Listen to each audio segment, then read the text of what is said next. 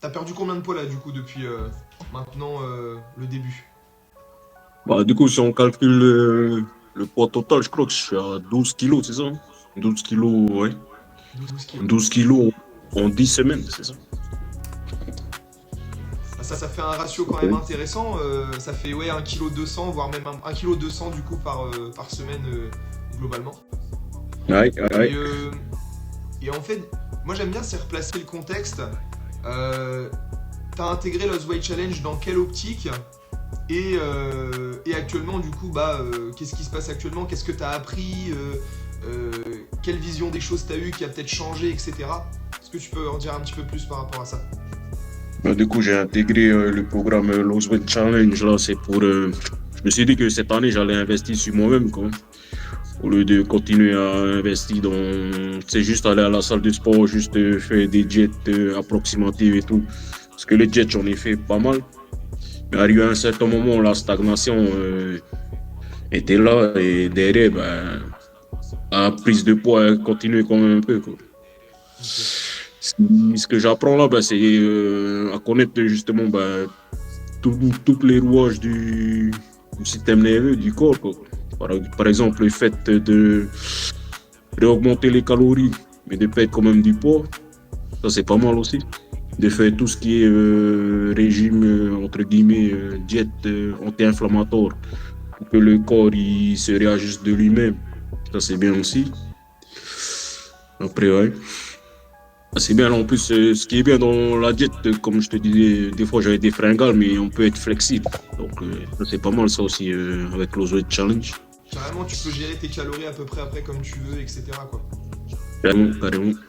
Mais là, Et du là, coup, en ce moment, ouais, ouais, vas-y, la dis-moi. période, en ce moment, c'est top parce que du coup, c'est pas que du déficit calorique à la semaine, tu sais, c'est un jour haut, un jour bas, un jour haut, un jour bas avec des points clés à retenir là-dedans, quoi. Ça, c'est Et, top. et justement, moi j'aime bien rebondir là-dessus. Là, t'as perdu 12 kilos, mais il faut vraiment resituer le contexte que t'es même pas à la moitié encore du process. T'es même pas encore à la moitié du process. Et il faut bien cerner que là, les phases de stabilisation, on les a pas encore commencé du coup. C'est-à-dire que là, on est toujours dans l'idée de continuer de perdre du poids. Et arrivé à un moment, il y aura les phases de stabilisation qui vont arriver sur l'autre moitié du coup des 6 mois.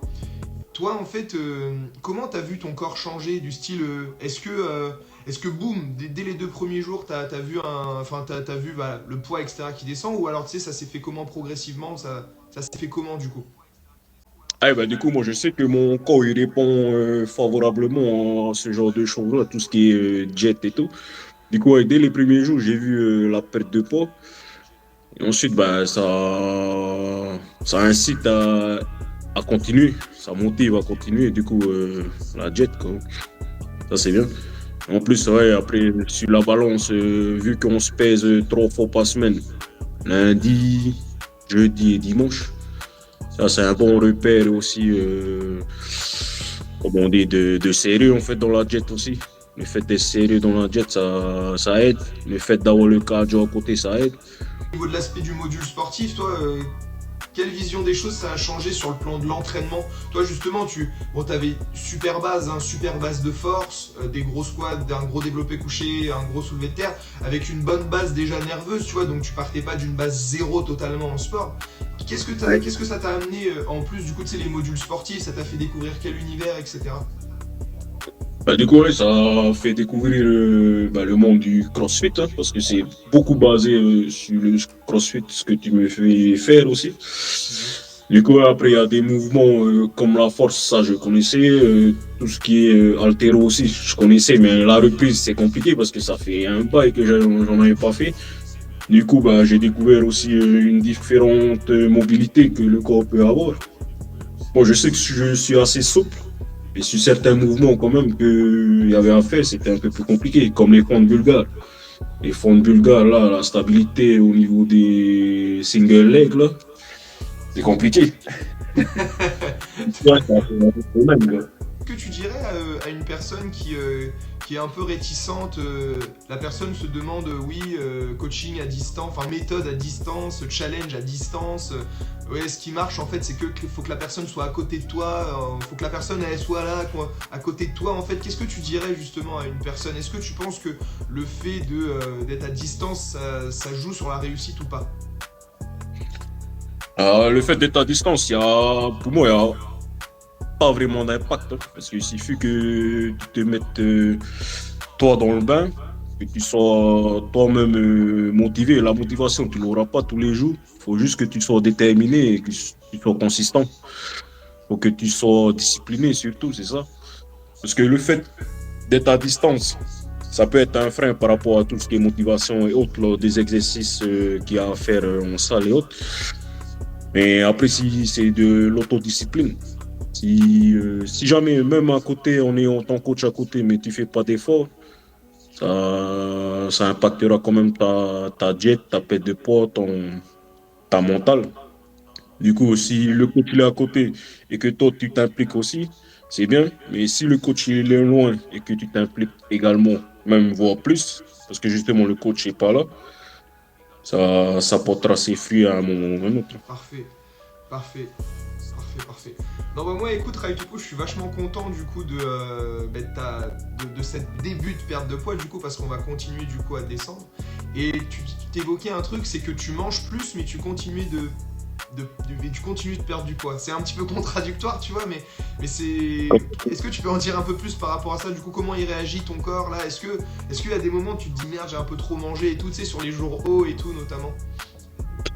À vrai dire, en ce moment, par rapport aux jours hauts, là où je me dis, enfin, de base, je me suis dit, j'ai hâte ces jours-là parce que du coup, je pourrais, entre guillemets, me goinfrer. Mais en ayant fait les premières phases, la première phase de perte de poids, déficit calorique et tout, j'arrive même plus à manger autant que le cerveau voudrait. Toi, c'est l'estomac qui te dit tout seul, oui, c'est bon en fait. Rien que sur le petit déjeuner, ça me cale quasiment jusqu'à l'après-midi, quoi. Alors que de base, avant de commencer le Loger Challenge, je faisais de bons petits déjeuners, mais j'avais quand même une fringale vers 10h, 11h. Du coup, ben, j'attendais midi pour remanger. Mais c'était pas. Je pensais que ma diète était, elle était bien, entre guillemets. Après, il y a d'autres perspectives à prendre en compte. Tout ce qui est lipides, les glucides, du coup, le nombre de protéines à apporter dans le corps aussi à chaque repas. Ça, il faut mettre en place aussi. Après, ouais, c'est contradictoire de fait de manger plus pour perdre. Ce qui est contradictoire, c'est qu'en fait, il faut manger qualitativement. Exactement ça du coup. C'est exactement ça. Tu sais, c'est ce qu'on avait évoqué au début. Tu me disais oui. D'ailleurs, je connaissais pas ça. Enfin, on relance le métabolisme. Une fois que le métabolisme est relancé, bah derrière, tu peux manger beaucoup plus et continuer du coup de perdre comme toi tu le fais actuellement, quoi, du coup. Et comme je t'ai dit, plus tu vas continuer de descendre ton poids encore et plus bah on va monter les calories forcément.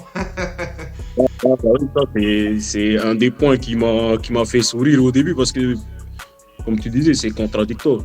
Plus tu perds du poids, plus tu peux manger. Et de base, la plupart du temps, dans la tête des gens, c'est pour perdre du poids, il faut moins manger. C'est ça. Alors qu'il faut mieux manger. De ce petit appel.